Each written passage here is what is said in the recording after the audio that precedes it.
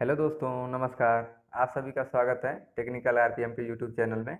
दोस्तों, इस वीडियो में हम लोग आईटीआई मैकेनिकल के तहत पूछे गए क्वेश्चन को या फिर पूछे जाने की जो संभावना क्वेश्चन की हैं उनको देखेंगे। जैसे assistant loco pilot, ordnance factory, NTPC, UPRBNL, HL, boring technician, DMRC, LMRC, ISRO, NR technician exam में पूछे जाने की संभावना है। दोस्तों यह प्रैक्टिस सेट नंबर 26 है। अगर दोस्तों इससे पहले कि आप लोगों ने वीडियो नहीं देखा है तो डिस्क्रिप्शन में लिंक दिया हुआ है, वहाँ से आप देख सकते हैं। दोस्तों चैनल से जुड़े रहने के लिए चैनल को सब्सक्राइब करें, वीडियो को लाइक करें और दोस्तों अपने दोस्तों को शेयर करें। तो दोस्तों चलिए स्टार्ट करते हैं। क्वेश्चन नंबर 1 है, a carburettor is use to supply. तो कार्बोरेटर का प्रयोग क्यों किया जाता है, किस लिए किया जाता है? ऑप्शन नंबर ए है वायु एवं स्नेहन तेल के लिए। ऑप्शन नंबर बी है वायु एवं डीजल के लिए। ऑप्शन नंबर सी है पेट्रोल एंड लुब्रिकेटिंग ऑयल यानी कि पेट्रोल एंड स्नेहन तेल के लिए। या फिर ऑप्शन नंबर डी है पेट्रोल एंड एयर यानी कि पेट्रोल और वायु के लिए। तो इस क्वेश्चन का जो सही आंसर हो जाएगा दोस्तों, वो हो जाएगा ऑप्शन नंबर डी यानी कि पेट्रोल एंड वायु को मिक्स करने के लिए दोस्तों कार्बोरेटर का प्रयोग किया जाता है। दोस्तों नेक्स्ट क्वेश्चन है क्वेश्चन नंबर 2। पीपीज का फुल फॉर्म है यानी कि पीपीज का क्या अर्थ है? ऑप्शन नंबर ए है public private entrepreneurship. Option number B है personal protective equipment. Option number C है पर्सनल प्रोटेक्शन इक्विपमेंट इंटेंटिलिटी। ऑप्शन नंबर डी है उपयुक्त में से कोई नहीं। दोस्तों इस क्वेश्चन का जो सही आंसर हो जाएगा वो हो जाएगा पीपीई का जो फुल फॉर्म होता है पीपीई का, वो हो जाता है दोस्तों ऑप्शन नंबर बी यानी कि personal protective equipment. Next question है दोस्तों क्वेश्चन नंबर 3। तरल पदार्थ के क्वथनांक पर तरल पदार्थ के क्वथनांक पर डैश तापमान बढ़ता है। ऑप्शन बी है वायुमंडल दाब बढ़ता है। ऑप्शन सी है तापमान नियत रहता है। या फिर ऑप्शन नंबर डी है वाष्प दाब घटता है। दोस्तों इसका जो सही आंसर हो जाएगा यानी कि तरल पदार्थ के क्वथनांक पर तापमान नियत रहता है, यानी कि इसका जो सही आंसर हो जाएगा वो हो जाएगा ऑप्शन नंबर सी, इसका सही आंसर हो जाएगा। दोस्तों नेक्स्ट क्वेश्चन है क्वेश्चन नंबर 4। स्टील रूल बनाया जाता है। ऑप्शन नंबर ए है forge steel. Option B stainless steel. Option C है हाई कार्बन स्टील। या फिर ऑप्शन नंबर डी है एलॉय स्टील। दोस्तों इसका जो सही आंसर हो जाएगा वो होगा ऑप्शन नंबर बी यानी कि स्टेनलेस स्टील के स्टील रूल बनाए जाते हैं। दोस्तों नेक्स्ट क्वेश्चन है क्वेश्चन नंबर 5। डिजिटल माइक्रोमीटर एक आधुनिक माइक्रोमीटर है। इसकी प्रमुख विशेषता है। ऑप्शन नंबर ए है 0.001 mm की शुद्धता में माप करता है। ऑप्शन नंबर बी है इसमें त्रुटि नहीं होती। ऑप्शन सी है इसमें जीरो रीडिंग कहीं भी सेट कर सकते हैं। या फिर ऑप्शन नंबर डी है यह महंगे होते हैं। दोस्तों इसका जो सही आंसर हो जाएगा वो होगा ऑप्शन नंबर सी यानी कि इसकी जीरो रीडिंग कहीं भी सेट कर सकते हैं। दोस्तों इसकी यह एक बहुत महत्वपूर्ण विशेषता है यानी कि प्रमुख विशेषता है डिजिटल माइक्रोमीटर का। इसकी जीरो रीडिंग कहीं भी सेट किया जा सकता है। दोस्तों इसका जो सही आंसर हो जाएगा ऑप्शन नंबर सी यानी कि इसकी जीरो रीडिंग कहीं भी सेट कर सकते हैं। नेक्स्ट क्वेश्चन है क्वेश्चन नंबर 6। धातु का वह गुण धातु का वह गुण जब उस पर ताप दबाव डाला जाता है तो वह अपना आकार बदल लेता है, उसे क्या कहते हैं? ऑप्शन नंबर ए है इलास्टिसिटी। ऑप्शन नंबर बी है प्लास्टिसिटी। ऑप्शन सी है डक्टिलिटी। या फिर ऑप्शन नंबर डी है टेनासिटी। दोस्तों इसका जो सही आंसर हो जाएगा वह हो जाएगा यानी कि धातु का वह गुण जब उस पर ताप व दबाव डाला जाता है तो वह अपना आकार बदल लेता है, यानी कि ऑप्शन नंबर बी हो जाएगा इसका सही प्लास्टिसिटी। दोस्तों इस को प्लास्टिसिटी कहते हैं। दोस्तों अगर दोस्तों इसमें ऑप्शन डी की बात की जाए टेनासिटी, तो टेनासिटी दोस्तों वह होता है जो धातु को तार के रूप में लंबा करना टेनासिटी दोस्तों कहलाता है। और यह गुण डक्टिलिटी से मिलता जुलता थोड़ा बहुत रहता है। दोस्तों ये जो डक्टिलिटी है इसका भी सेम लगभग यही गुण रहता है, ये इसका भी डक्टिलिटी से मिलता जुलता टेनासिटी भी रहता है। दोस्तों अगर इलास्टिसिटी की बात किया जाए दोस्तों, ऑप्शन नंबर ए की इलास्टिसिटी, तो यह इसमें तो इलास्टिसिटी में दोस्तों यदि धातु पर भार डाला जाता है तो वह लचक जाता है, और भार हटाने पर वह जो पहले की अवस्था में रहता है उस अवस्था में दोबारा रिटर्न आ जाता है। यानी कि वस्तु पर भार डालने पे वह अपने पूरा भार डालने के बाद, भार हटा लेने के बाद वस्तु अपने पुराने अवस्था में आ जाता है, उसे दोस्तों इलास्टिसिटी कहते हैं दोस्तों। और डक्टिलिटी दोस्तों वही डक्टिलिटी के कारण धातु के तार बनाया जाता है। जिस धातु में अधिक तार बनेगा वह धातु अधिक, मतलब जिसमें अधिक तार बनाया जा सकता है होगा वह धातु और अधिक डक्टाइल होगी दोस्तों। इसका जो सही आंसर हो जाएगा, यानी कि धातु का वह गुण जब वह ताप और दबाव डाला जाए तो वह अपना आकार बदल लेता है, यानी कि प्लास्टिसिटी में यह होता है दोस्तों। नेक्स्ट क्वेश्चन है क्वेश्चन नंबर 7।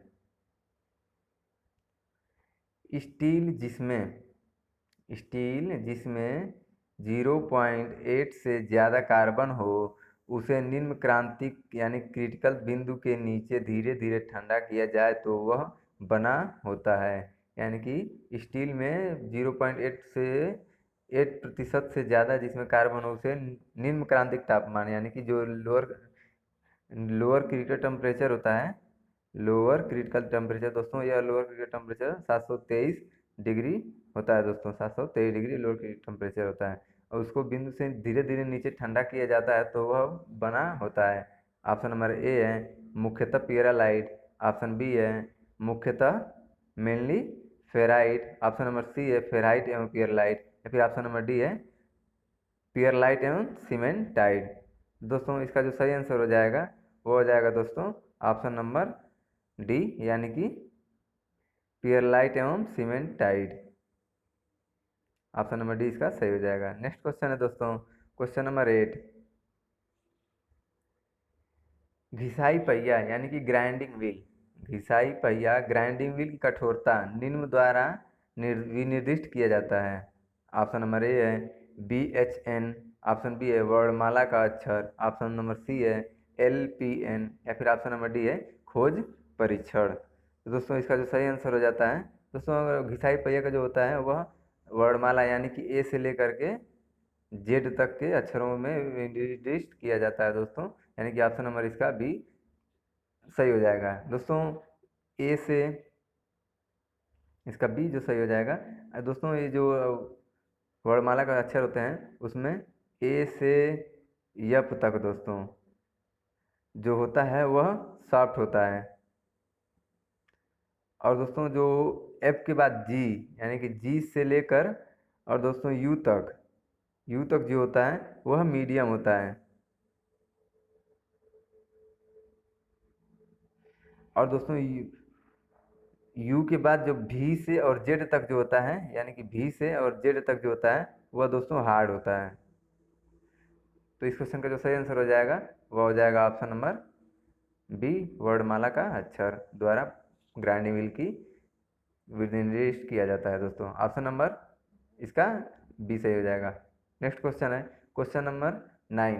विनिमयशीलता विनिमयशीलता यानी कि इंटरचेंजेबिलिटी के लिए निम्न में से किसका उपयुक्त नहीं है, इसका उपयोग उपयुक्त नहीं है। ऑप्शन नंबर ए है लिमिट फिट व टॉलरेंस का उपयोग, ऑप्शन नंबर बी है जिग एवं फिक्सचर का उपयोग, ऑप्शन सी है पार्टों को बिना टॉलरेंस से तैयार करना, फिर ऑप्शन नंबर डी है लिमिट गेजों का उपयोग। तो दोस्तों इसमें कौन पूछा है उपयुक्त कौन नहीं है, यानी कि इसका जो सही आंसर हो जाएगा दोस्तों वह हो जाएगा यानी कि पार्टों को बिना टॉलरेंस से तैयार करना, यानी कि इसमें टॉलरेंस के बिना पार्ट नहीं तैयार हो पाता है, यह उपयुक्त नहीं होगा। ऑप्शन नंबर इसका सी सही हो जाएगा। ऑप्शन नंबर नेक्स्ट क्वेश्चन है दोस्तों क्वेश्चन नंबर 10। पानी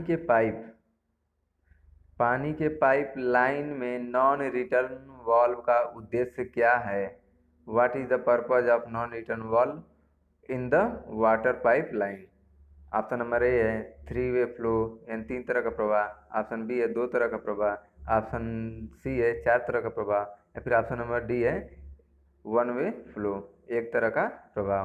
दोस्तों इसका जो सही आंसर हो जाता है वह हो जाएगा यानी कि ऑप्शन नंबर डी 1 तरह का प्रवाह 1 वे फ्लो हो जाता है दोस्तों। पानी के पाइपलाइन में नॉन रिटर्न वाल्व का उपयोग उद्देश्य यही होता है दोस्तों, नॉन रिटर्न यानी कि एक तरह का प्रवाह के लिए।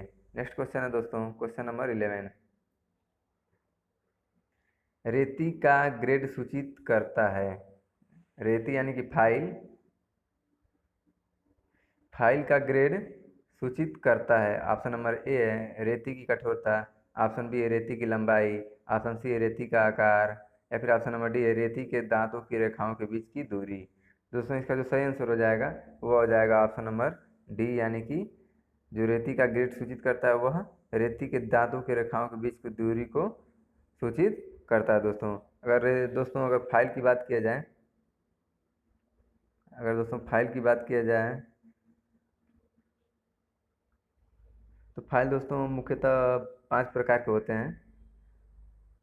ग्रेड के अनुसार दोस्तों मुख्यतः 5 प्रकार के फाइल होते हैं। इसमें पहला हो जाता है रफ, पहला रफ फाइल हो जाता है दोस्तों, दूसरा बास्टर्ड,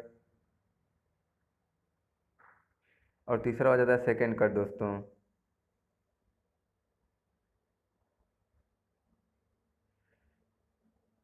पहला, दूसरा, तीसरा और चौथा हो जाता है दोस्तों जो वो हो जाता है दोस्तों स्मूथ,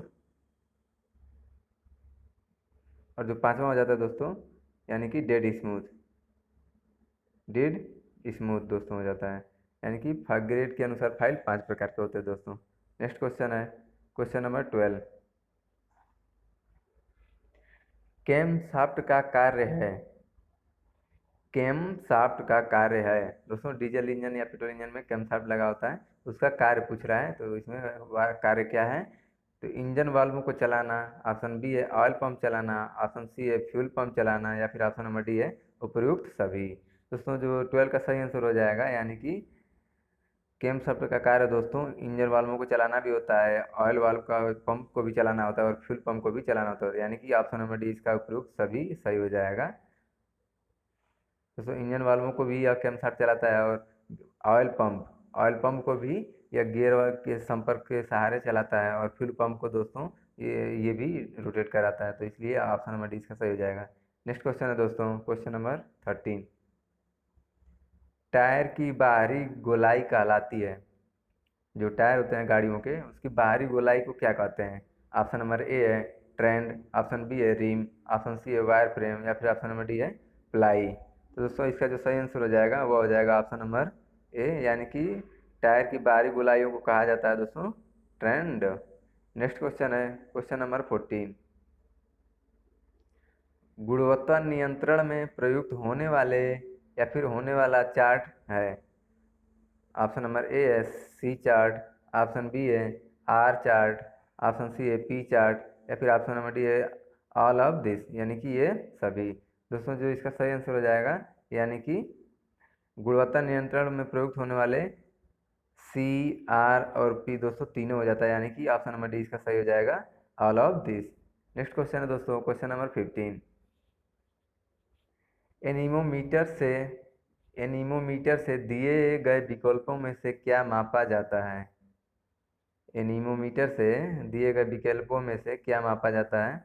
ऑप्शन नंबर ए वेलोसिटी यानी कि वेग, ऑप्शन नंबर बी है एयर मैसेज यानी कि हवा का द्रव्यमान, ऑप्शन नंबर सी है वाइंड स्पीड यानी कि हवा की गति, या फिर ऑप्शन नंबर डी है टेम्परेचर। तो दोस्तों एनीमोमीटर से जो मापा जाता है वह दोस्तों हवा की गति मापी जाती है, यानी कि ऑप्शन नंबर सी इसका सही हो जाएगा दोस्तों।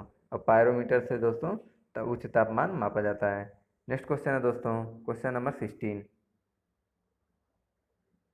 अंकन चाकू का प्रयोग बताएं। अंकन चाकू का प्रयोग बताएं। State the use of making knife. Option number A है मात्र अंकन के लिए प्रयुक्त, ऑप्शन नंबर बी है अंकन एवं खुरचने हेतु प्रयुक्त, ऑप्शन नंबर सी है मात्र खुरचने हेतु प्रयुक्त, या फिर ऑप्शन नंबर डी है उपयुक्त में से कोई नहीं।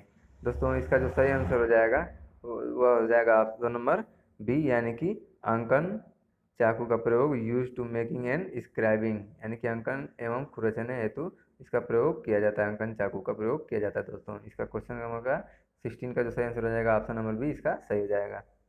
नेक्स्ट क्वेश्चन है question number 17। Vernier bevel protector का लिस्ट काउंट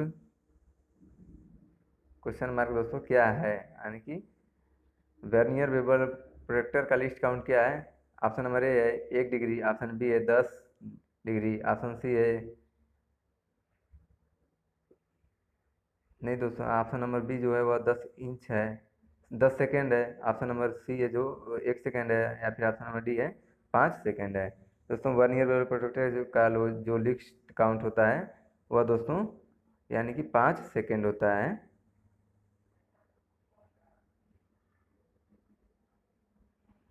यह 5 सेकेंड वर्नियर बेवल प्रोट्रैक्टर का लिस्ट काउंट होता है दोस्तों। अगर दोस्तों बस केवल वर्नियर प्रोटेक्टर का बात किया बेवल प्रोटेक्टर की अगर दोस्तों केवल बात किया जाए तो इसमें 1 डिग्री होता रहता है, और यह तीनों अगर कंबाइन है यानी कि दो वर्नियर बेवल प्रोटेक्टर अगर रहता है तो उसका 5 सेकेंड हो जाता है दोस्तों। नेक्स्ट क्वेश्चन है 5 मिनट दोस्तों, सेकेंड नहीं सॉरी 5 मिनट हो जाता है। नेक्स्ट क्वेश्चन है दोस्तों क्वेश्चन नंबर 18।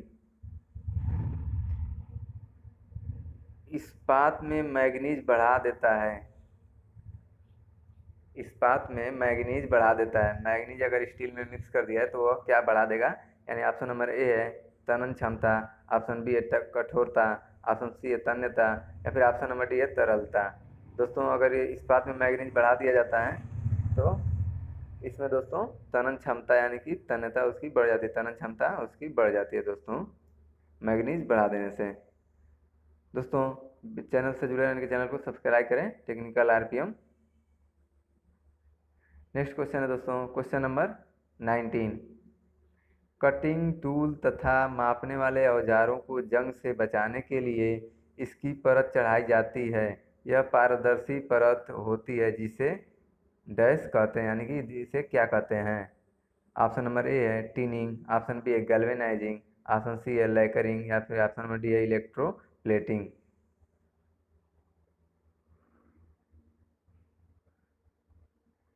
कटिंग टूल तथा मापने वाले औजारों को जंग से बचाने के लिए इसकी परत चढ़ाई जाती है, यानी कटिंग टूल पे जो परत चढ़ाई जाती है उसे क्या कहते हैं दोस्तों? तो दोस्तों इसको कहते हैं लेकरिंग। इसे परत चढ़ाई जाती है, पारदर्शी परत होती है दोस्तों, उसे लेकरिंग कहते हैं दोस्तों। ऑप्शन नंबर सी इसका सही हो जाएगा। नेक्स्ट क्वेश्चन है question number 20। Grinding wheel code का पहला प्रतीक है। ग्राइंडिंग व्हील कोड का पहला प्रतीक है। जो ग्राइंडिंग व्हील पे नंबरिंग दोस्तों बना रहता है, लिखा रहता है इस पे, तो वो उसमें पहला क्या किसका प्रतीक होता है? तो दोस्तों option number A bond type का, ऑप्शन नंबर बी है एब्रेसिव का, ऑप्शन सी है ग्रेन साइज का, या फिर ऑप्शन नंबर डी है स्ट्रक्चर यानी बनावट। तो इसका जो सही आंसर हो जाएगा दोस्तों, यानी कि ग्राइंडिंग व्हील कोड का पहला प्रतीक होता है दोस्तों, वो होता है अब्रेजिव, यानी कि ऑप्शन नंबर बी इसका सही हो जाएगा। नेक्स्ट क्वेश्चन है question number 21। An unilateral system of tolerance, the tolerance is allowed on, यानी कि टॉलरेंस की एक दिशीय यूनिलेटरल प्रणाली में टॉलरेंस दी जाती है। यूनिलेटरल प्रणाली में टॉलरेंस दिया जाता है यानी कि साइड। ऑप्शन नंबर ए है वास्तविक आकार के एक तरफ, ऑप्शन नंबर बी है one side of the nominal size, यानी कि नॉमिनल आकार के एक तरफ, ऑप्शन नंबर सी है both side of actual size, यानी कि वास्तविक आकार के दोनों तरफ, या फिर ऑप्शन नंबर डी है वह है नॉमिनल आकार के दोनों तरफ दोस्तों। तो इसका जो सही आंसर हो जाएगा दोस्तों वो हो जाएगा ऑप्शन नंबर बी, यानी कि यूनिलेटर टाइप यूनिलेटर प्रणाली वाली टॉलरेंस जो होती है वह दोस्तों नॉमिनल आकार के केवल एक ही साइड या तो प्लस में या तो माइनस में केवल दिया जा सकता है दोस्तों। और इसमें दोस्तों टॉलरेंस दो प्रकार का, एक यूनिलेटरल होता है और एक दोस्तों एक बाईलेटरल होता है।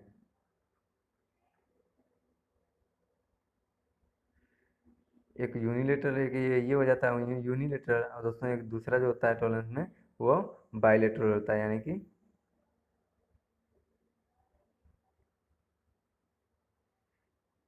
बायलेटरल। तो इसका जो सही आंसर हो जाएगा ऑप्शन नंबर बी सही हो जाएगा, यानी कि यूनिलेटरल में केवल एक साइड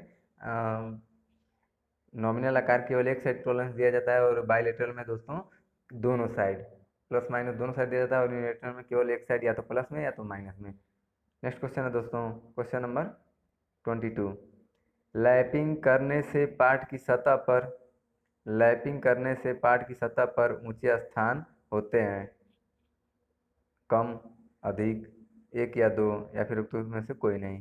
क्वेश्चन नंबर जो 22 का सही आंसर हो जाएगा दोस्तों, वह हो जाएगा लैपिंग करने से पार्ट की सतह पर ऊंचे स्थान अधिक होते हैं। नेक्स्ट क्वेश्चन है दोस्तों, क्वेश्चन नंबर 23, यानी कि हेक्सा ब्लेड का साइज लिया जाता है। हेक्सा ब्लेड का साइज लिया जाता है दोस्तों। ऑप्शन नंबर ए है दोनों सुराखों के अंदरूनी दूरी से, दोनों सुराखों यानी कि जो हेक्सा फ्रेम में ब्लेड को लगा के फंसाया जाता है और टाइट किया जाता है, उसको क्लैंप करने किया जाता है, उसको उन सुराखों के दोनों के बीच। ऑप्शन नंबर बी है दोनों सुराखों की बाहरी दूरी। ऑप्शन नंबर सी है दोनों सुराखों के केंद्र की दूरी। या फिर ऑप्शन नंबर डी है ब्लेड की एक सिरे से दूसरे सिरे के बीच की दूरी। दोस्तों इसका जो सही आंसर हो जाएगा वह हो जाएगा, यानी कि दोनों सुराखों के केंद्र के बीच की दूरी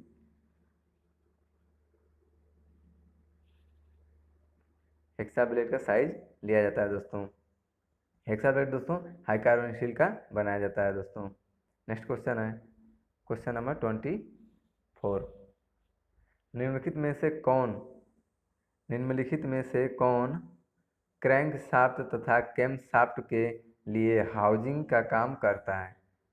निम्नलिखित में से कौन क्रैंक शाफ्ट तथा कैम शाफ्ट के लिए हाउजिंग का काम करता है। ऑप्शन नंबर ए है क्रैंक केज, ऑप्शन बी है cylinder liner, option number C है पिस्टन रिंग, या फिर ऑप्शन नंबर डी है पिस्टन पिन।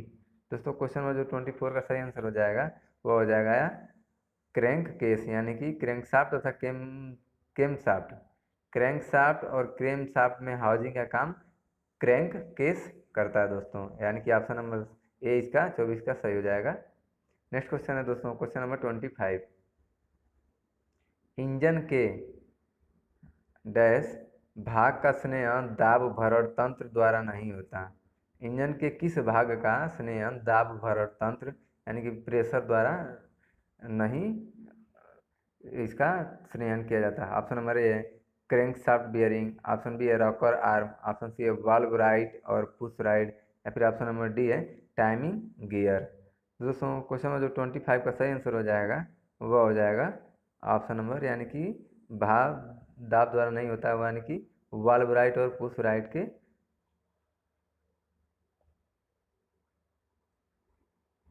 ऑप्शन नंबर सी इसका सही हो जाएगा। नेक्स्ट क्वेश्चन है निम्नलिखित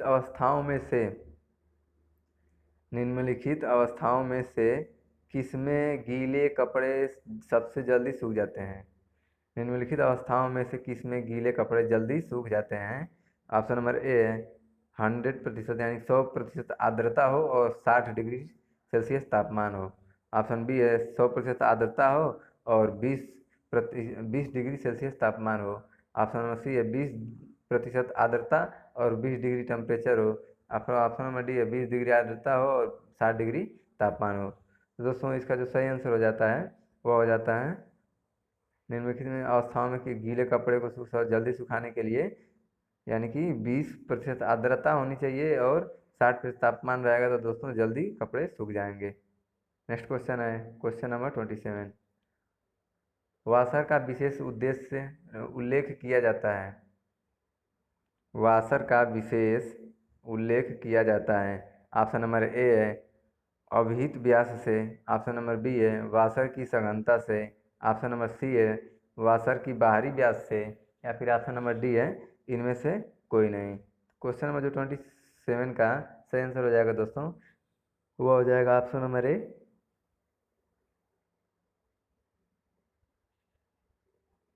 नेक्स्ट क्वेश्चन है दोस्तों क्वेश्चन नंबर 28, निम्न में से किसका प्रयोग किसी भाग के सिरे के समांतर रेखा खींचने के लिए किया जाता है। निम्न में से किसका प्रयोग किसी भाग के सिरे के समांतर रेखा खींचने के लिए किया जाता है। ऑप्शन नंबर ए है vernier caliper, option number B है screw gauge, option number C है डिवाइडर, या फिर ऑप्शन नंबर डी है हर्माफ्रोडाइट कैलिपर। दोस्तों इसका जो सही आंसर हो जाएगा वह हो जाएगा यानी कि समांतर लाइन खींचने के लिए हर्माफ्रोडाइट कैलिपर का प्रयोग किया जाता है। दोस्तों कैलिपर दोस्तों दो प्रकार के होते हैं, एक साधारण कैलिपर और एक स्प्रिंग टाइप कैलिपर होते हैं। दोस्तों दो प्रकार के कैलिपर होते हैं। और दोस्तों इसमें कैलिपर का एक जो हार्मोफ्राइल कैलिपर होता है दोस्तों, इसी कैलिपर का एक टांग अंदर की ओर झुक मुड़ी रहती है, और इसको दोस्तों जैनी कैलिपर या आर्डलैक कैलिपर के नाम से भी जाना जाता है दोस्तों। हार्माफ्रोडाइट कैलिपर को जैनी कैलिपर या फिर दोस्तों आर्डलैक कैलिपर के नाम से भी जाना जाता है। नेक्स्ट क्वेश्चन है दोस्तों, question number 29। Dial test indicator में निगेटिव रीडिंग किसे कहते हैं? डायल टेस्ट इंडिकेटर में निगेटिव रीडिंग किसे कहते हैं? जब नीडल आगे चलती है, ऑप्शन नंबर बी है जब नीडल पीछे चलती है, ऑप्शन नंबर सी है जब नीडल जीरो रीडिंग से एंटी क्लॉकवाइज चलती है, या फिर ऑप्शन नंबर डी है उपयुक्त में से कोई नहीं। तो दोस्तों इसका जो सही आंसर हो जाएगा वो हो जाएगा ऑप्शन नंबर सी, यानी कि जब नीडल जीरो रीडिंग से एंटी क्लॉकवाइज चलती है तो इसके निगेटिव रीडिंग कहते हैं दोस्तों। डायल टेस्टिंग इंडिकेटर में जब नीडल जीरो रीडिंग से एंटी क्लॉकवाइज चलना प्रारंभ करती है तो उसे निगेटिव रीडिंग कहते हैं दोस्तों। नेक्स्ट क्वेश्चन है question number 30।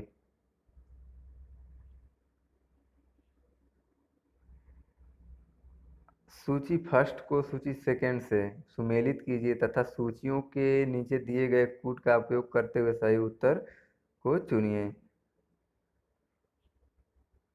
Option number A है stainless steel, option number B है जर्मन सिल्वर, ऑप्शन सी है कांसा, ऑप्शन नंबर डी है पीतल। यानी कि दोस्तों इन सभी को मैच कराना है, यानी कि स्टेनलेस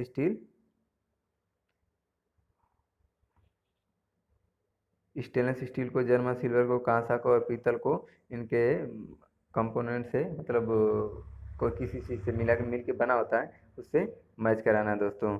अगर स्टेनलेस स्टील की बात किया जाए दोस्तों, स्टेनलेस स्टील जो होता है दोस्तों वह ए का हो जाता है, यानी कि स्टेनलेस स्टील दोस्तों बनाने के लिए क्रोमियम, निकेल तथा आयरन का प्रयोग किया जाता है, यानी कि 3 ए का 3 हो जाएगा।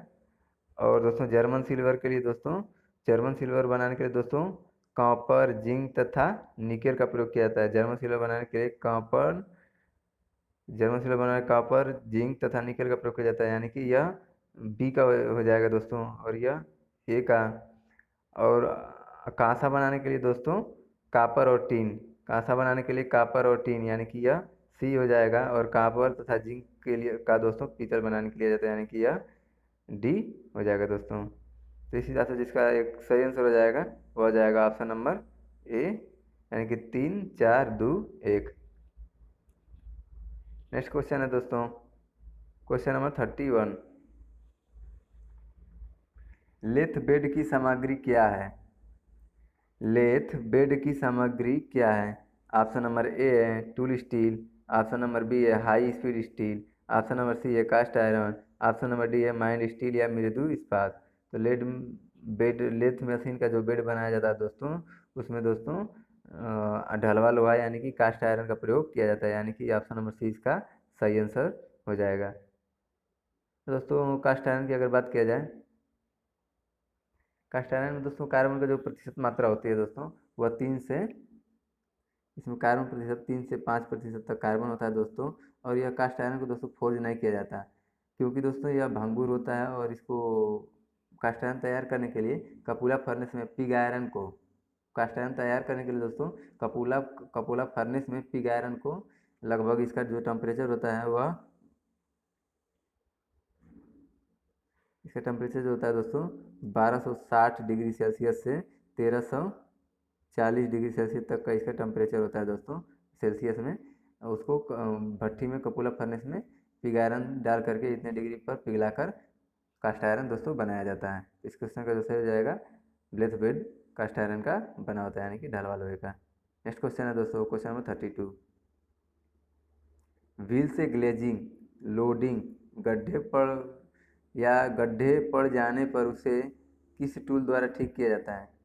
जो ग्राइंडिंग व्हील है उस पर ग्लेजिंग, लोडिंग या गड्ढे पड़ जाने पर उसे किस टूल के द्वारा ठीक किया जा सकता है?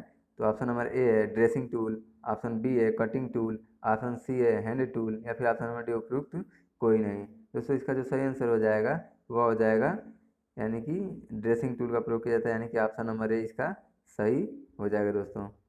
ऑप्शन नंबर ए इसका सही हो जाएगा। नेक्स्ट क्वेश्चन है दोस्तों, क्वेश्चन नंबर 33। एक आधार शाफ्ट होती है जिसका निम्न विचलन शून्य होता है। ऑप्शन बी है ऊपरी विचलन शून्य होता है, ऑप्शन सी है निम्न और ऊपरी विचलन शून्य होता है, या फिर ऑप्शन नंबर डी इनमें से कोई नहीं। दोस्तों इसका जो सही आंसर हो जाएगा वह हो जाता है एक आधार शाफ्ट पे जिसका ऊपरी विचलन शून्य होता है उसे एक आधार शाफ्ट कहते हैं। नेक्स्ट क्वेश्चन है दोस्तों, क्वेश्चन नंबर 34। लैब सामग्री के रूप में ज़्यादातर किसका उपयोग किया जाता है? ऑप्शन नंबर ए पिटवा या ढलवा लोहा, आप राट आयरन या cast iron, option number B है ढलवा लोहा cast iron, option number C है अधिक कार्बन यानी हाई कार्बन स्टील, या फिर ऑप्शन नंबर डी है कच्चा लोहा यानी कि पिग आयरन। दोस्तों इस क्वेश्चन का जो सही आंसर हो जाएगा वह हो जाएगा लैब सामग्री के रूप में ज़्यादातर दोस्तों कास्ट आयरन का यानी कि ढलवा लोहे का प्रयोग किया जाता है दोस्तों। नेक्स्ट क्वेश्चन है question number 35। Bench vice spindle किससे बना होता है? बेंच वाइस स्पिंडल किससे बना होता है? ऑप्शन नंबर ए कांसा, ऑप्शन बी है ढलवा लोहा, ऑप्शन सी है पिटवा लोहा, या फिर ऑप्शन नंबर डी है मृदु स्टील। दोस्तों क्वेश्चन नंबर 35 का सही आंसर हो जाता है दोस्तों वह बेंच वाइस का जो स्पिंडल बना होता है दोस्तों वह माइंड स्टील यानी कि मृदु स्टील से बना होता है दोस्तों। और दोस्तों मृदु स्टील में अगर कार्बन परसेंटेज की बात किया जाए दोस्तों तो यह 0.15 से 0.3% तक दोस्तों इसमें कार्बन की मात्रा होती है। नेक्स्ट क्वेश्चन है दोस्तों क्वेश्चन नंबर 36। डीजल इंजन में टर्बुलेंस होने से निम्नलिखित की निश्चित होती है निश्चितता होती है। डीजल इंजन में टर्बुलेंस होने से निम्नलिखित की निश्चितता होती है। ऑप्शन नंबर ए है आयतनीय क्षमता में वृद्धि होती है, ऑप्शन नंबर बी है संपीड़न दबाव से, ऑप्शन नंबर सी है ईंधन को हवा से शीघ्र संपर्क में लाना, या फिर ऑप्शन नंबर डी इंजन के कंपन में वृद्धि। दोस्तों इसका जो सही आंसर हो जाता है वो हो जाएगा वो ऑप्शन नंबर बी इसका सही हो जाएगा, यानी कि संपीड़न दबाव से टर्बुलेंस होने के निम्नलिखित तो निश्चितता होती है टर्बुलेंस इसका संपीड़न दबाव से। नेक्स्ट क्वेश्चन है दोस्तों क्वेश्चन नंबर 37।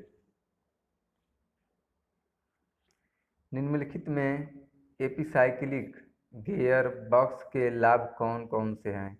निम्नलिखित में एपिसाइक्लिक गियर बॉक्स के लाभ कौन कौन यानी क्या है? ऑप्शन नंबर ए है यह गियर बॉक्स साइज में छोटा होता है, ऑप्शन नंबर बी है गियर परिवर्तन के लिए मल्टीप्लेट क्लच का प्रयोग किया जाता है, ऑप्शन नंबर सी है गियरों के एक ही जोड़े पर लोड न आकर अनेक गियरों पर आता है, या फिर ऑप्शन नंबर डी है इनमें सभी सत्य है। दोस्तों क्वेश्चन नंबर 37 का सही आंसर हो जाएगा वो हो जाता है ऑप्शन नंबर डी यानी कि यह सभी सत्य हैं दोस्तों।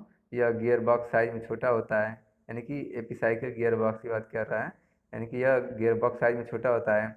गियर परिवर्तन के लिए मल्टीप्लेट क्लच का प्रयोग किया जाता है और गियर के एक ही जोड़े पर लोड न आकर अनेक गियरों पर भी लोड आता है दोस्तों। तो इसका जो सही आंसर हो जाएगा ऑप्शन नंबर डी यानी कि यह सभी। नेक्स्ट क्वेश्चन है क्वेश्चन नंबर 38। ठंड के दिनों में लोहे के टुकड़े और लकड़ी के टुकड़ों में प्रायः ठंड के दिनों में लोहे के टुकड़ों और लकड़ी के टुकड़ों को प्रायः काल छुएं तो लोहे का टुकड़ा जो है ठंडा लगता है, क्योंकि प्रातःकाल में लोहे का टुकड़ा ठंडा लगता है अपेक्षा लकड़ी के टुकड़े में। दोस्तों ऑप्शन नंबर ए है लोहे के टुकड़े का ताप लकड़ी के टुकड़े गुटके से कम होता है, ऑप्शन बी है लकड़ी की तुलना में लोहा ऊष्मा तथा अच्छा चालक है, ऑप्शन नंबर सी है लकड़ी की तुलना में लोहा ऊष्मा का खराब चालक है, या फिर ऑप्शन नंबर डी है लोहे का गुटका लकड़ी से भारी होता है। दोस्तों इसका जो सही आंसर हो जाएगा वो हो जाएगा यानी कि लोहे का गुटका ठंडा लगता है, क्यों? क्योंकि लकड़ी की तुलना में लोहे में ऊष्मा ऊष्मा का खराब चालक है। नेक्स्ट क्वेश्चन है दोस्तों, क्वेश्चन नंबर 39। चेन मॉनिटर प्रयोग करते समय चेन मॉनिटर प्रयोग करते समय चेन कब कार्य में गहरे रूप में आता है?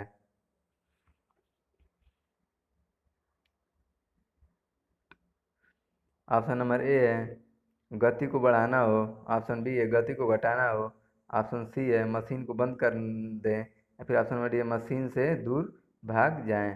तो क्वेश्चन में जो 39 का जो सही आंसर हो जाएगा वह हो जाता है दोस्तों गति को घटाना चाहिए दोस्तों।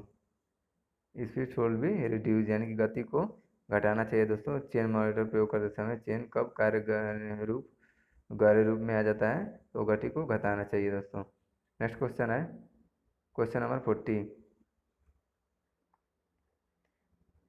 प्रिंक छेदक का बिंदु यानी कि prick punch what is the point angle of prick punch which is use for making light punch mark, यानी कि प्रिक पंच का बिंदु कोण हल्के छेद चिन्ह को बनाने के लिए उपयुक्त होता है। इसका एंगल क्या है, यानी कि इसका एंगल पूछा दोस्तों। ऑप्शन ए है 45 degree, option B 100 degree, option C है 75 डिग्री, या फिर ऑप्शन डी है 30 डिग्री। दोस्तों इसका जो सही आंसर हो जाएगा वो हो जाएगा ऑप्शन नंबर डी, यानी कि 30 डिग्री प्रिक पंच का एंगल होता है दोस्तों। नेक्स्ट क्वेश्चन है क्वेश्चन नंबर 41। चिंगारी वेल्डिंग में इलेक्ट्रोड और कार के मध्य चिंगारी इसके द्वारा उत्पन्न होती है। चिंगारी वेल्डिंग यानी कि इलेक्ट्रोड में ऑप्शन उत्पन्न चिंगारी किसके द्वारा होती है? तो ऑप्शन नंबर ए है संपर्क प्रतिरोध, यानी कि कॉन्टैक्ट कॉन्टैक्ट रेजिस्टेंस, संपर्क प्रतिरोध। ऑप्शन बी है फ्लो ऑफ वोल्टेज, यानी कि वोल्टेज का प्रवाह, और फ्लो ऑफ करंट यानी धारा का प्रवाह, या फिर ऑप्शन नंबर डी है इलेक्ट्रिकल एनर्जी यानी कि विद्युत ऊर्जा। 241 का जो सही आंसर हो जाएगा वो हो जाएगा चिंगारी वेल्डिंग में इलेक्ट्रोड और कार के मध्य चिंगारी इसके माध्यम से उत्पन्न होती है, तो यह संपर्क प्रतिरोध के कारण जिसमें चिंगारी यानी कि कॉन्टैक्ट रेजिस्टेंस के कारण इसमें चिंगारी उत्पन्न होती है दोस्तों। नेक्स्ट क्वेश्चन है क्वेश्चन नंबर 42। सूची फर्स्ट को सूची फर्स्ट को सूची सेकंड से सुमेलित कीजिए और सूचियों के नीचे दिए गए कोड का उपयोग करते हुए सही उत्तर चुनिए। सूची फर्स्ट और सूची सेकंड, यानी कि सूची फर्स्ट में ABCD है और सूची सेकंड में 1 2 3 4 है। तो एक सूची फर्स्ट में दिया है दोस्तों प्राकृतिक रूप से प्राप्त पदार्थ, यानी कि सूची फर्स्ट में जो है वह प्राकृतिक रूप से प्राप्त पदार्थ है, और जो सूची सेकंड में वह उपस्थित तत्व है दोस्तों। तो इसको देखते हैं प्राकृतिक रूप से प्राप्त पदार्थ कौन कौन है। तो इसमें दिया दोस्तों हीरा, संगमरमर, रेत और रूबी, और जो उपस्थित तत्व हैं दोस्तों वह कैल्शियम, सिलिकॉन, एल्युमिनियम और कार्बन है दोस्तों। इन दोनों को दोस्तों मैच कराना है।